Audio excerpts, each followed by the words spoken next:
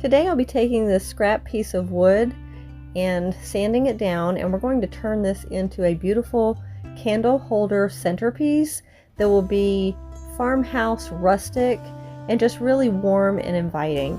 The first thing I'm going to do is I'm going to sand this piece of wood really well, top, bottom, sides, ends.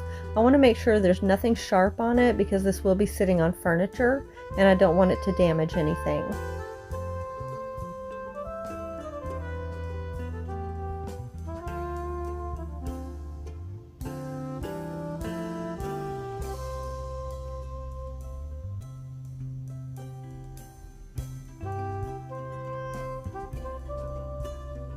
I'm just checking it to make sure that there's no splinters or anything. Although there was a spot on it, and I'm not sure what it was. Something stuck to it, kind of embedded into the wood. So I picked that out, and I'm just going to sand over that real quick to make sure it's nice and smooth.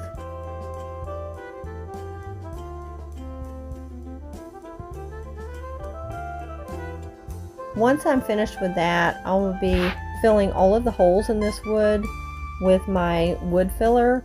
Now my wood filler is drying out. I really need to buy some more. I'm just trying to get out of this what I can because it's not super cheap, and I have probably a third of the can left. So anyways, this one is plastic, but if y'all know of anything that's not a plastic wood filler that works great, that hardens really well and stains really well, leave me a comment below please, because I like this one well enough, but I would like to find something a little bit better next time. And then once I have all of my holes filled, then I'm going to go in, and after it dries really well, I'm going to go in and I'm just going to sand over everything. But while that is drying, I have 4 scraps of wood in 3 stacks, and I've labeled them, and the reason for that is because these need to fit together properly. They're going to be our candle holders. Now I just have an old 2x4 that I put underneath so I don't drill holes into my plywood. And I am taking my drill and just drilling random holes all over these little pieces of square wood. Now you can put a pattern on there if you want. I just wanted to do something random and abstract. And I tell you what, I have such small hands. This drill is so big and so hard for me to use. It actually took me a couple of hours to drill these holes, so make sure you have a drill that fits your hands properly. Now here, some of my wood filler, because it is drying up, it fell out of one of the holes, but I did go back later and I refilled it and sanded it, so it's taken care of and it's not a problem. Now once everything is sanded and all my holes are drilled, what I'm going to do is I'm going to take the small squares and I'm just wrapping a piece of 150 grit sandpaper around my sanding block, and I just want to sand these down until they're nice and smooth.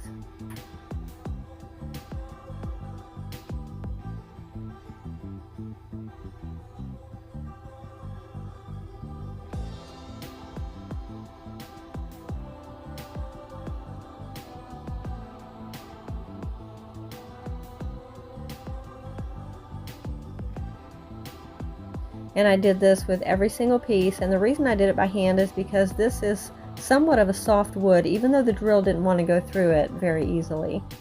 Next I'll be taking some apple barrel paints. These are acrylics, and I am using nutmeg brown. I believe in my last video I called it hazelnut, but it's actually nutmeg. And then I'm going to add a little bit of black paint to that. And what I'm doing is I'm mixing up a kind of a faux stain is what it is, and I do this a lot. Stains can become quite expensive when you're buying multiple colors, so I just like to mix up my own, and if it's something that's going to be outdoors, I can just spray over it with a quick sealer. So what you want to do is you want to make sure that your paint is mixed, and you can make a stain out of any color that you want. You don't have to use browns. If you wanted red stain or blue stain or whatever you like, you can use anything you want. You don't even have to stain your wood. You could actually get it all put together and then spray paint it if you want to. So there's multiple options with this project. I decided I was going to stain because I wanted something rustic and I wanted to bring in a natural element into the house, and this was the way I could do it. Now I added water to this. You want this fairly thin since we are making a stain. Stains are pretty thin, so we want to make sure that it's pretty watery, but you still want to keep some of your color in it.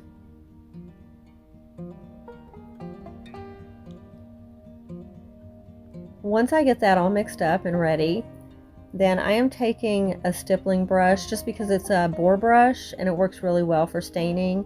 And I'm just brushing on my stain, and then I'll be taking a dry rag and rubbing off the excess. So the process is still the same as if you were using a regular stain. And so it's super easy. And with my base, I'm just doing the top of it and the sides. I'm not worrying about the bottom because that won't show. Well, once I have that finished, then I'm going to go in and I'm staining all of the small pieces. Now these, you want to make sure you stain front, back, and all four sides.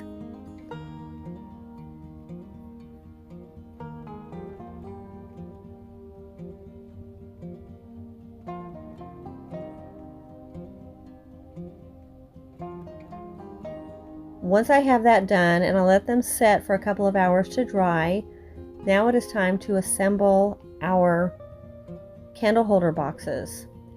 And these were not perfectly square pieces of wood, so you'll see me turning them a couple of times, and that's just to make sure that I have the height lined up and that all my boxes are the same height.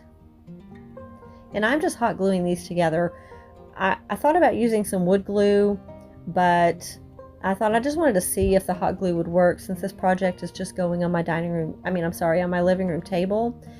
And so the hot glue seemed to work okay, but you could always put just a little bit of wood glue on there and then a couple of dots of hot glue just to hold it together until your wood glue dries.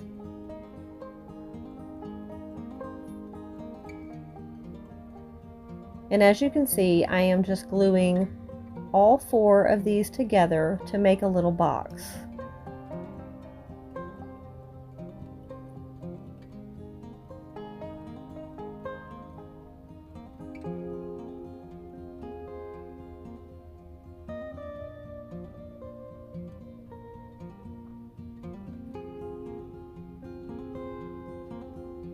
And then once I have this first box put together, I'll be repeating this process to make 2 more boxes.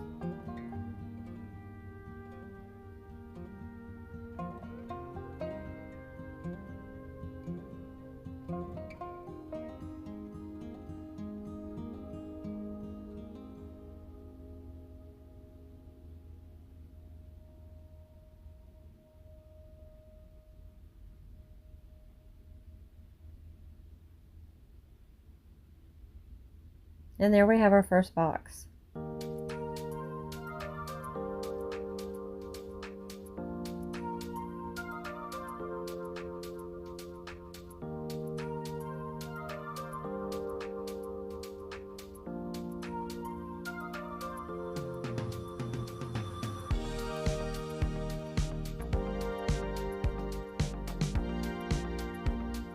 Once I get all 3 boxes put together, then I'm just going to show you where they're going to go on the board. And even though I broke out a tape measure to make sure that I had my blocks centered and right where they needed to be, I ended up still getting one a little bit off center. So you might want to make sure that you actually mark your board, your wood, so you get your boxes in the right place.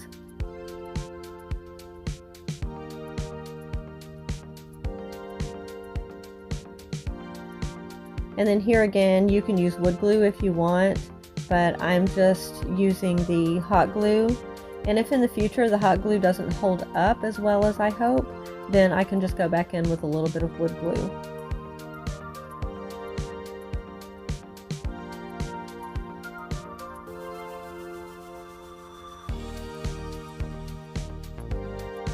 And I'm just gluing my boxes down, starting in the center and then doing the outside boxes.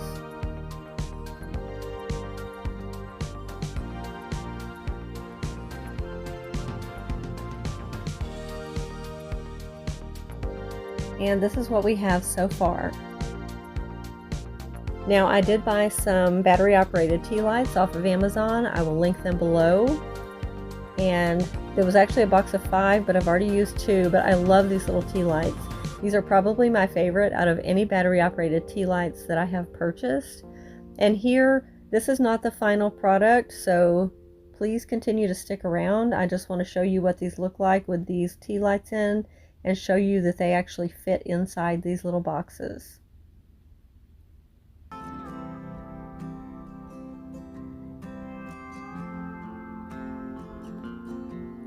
Next, what I'll be doing is I brought in some leaves from the ash tree and from my lantana bush out front, and I am just adding some greenery. I love bringing the outdoors inside. Now, I will not suggest using lantana leaves. They wilted pretty quickly, but the ash leaves are holding up really well. But you can use any leaves that you want. If you have citrus trees, small citrus trees, because I know those leaves can get really large, that would be a great option. Or you could use, artificial leaves if you want. You could even add flowers in. Whatever you want to embellish this with would be, great according to your decor and your taste. And now it's time to turn our lights on, and then I will show you what this looks like. Thank you so much for watching. I hope you've enjoyed this video and this tutorial, and I hope that this inspires you to build something, whether it's these or some other type of candle holder. Have a blessed day, and thank you again for watching.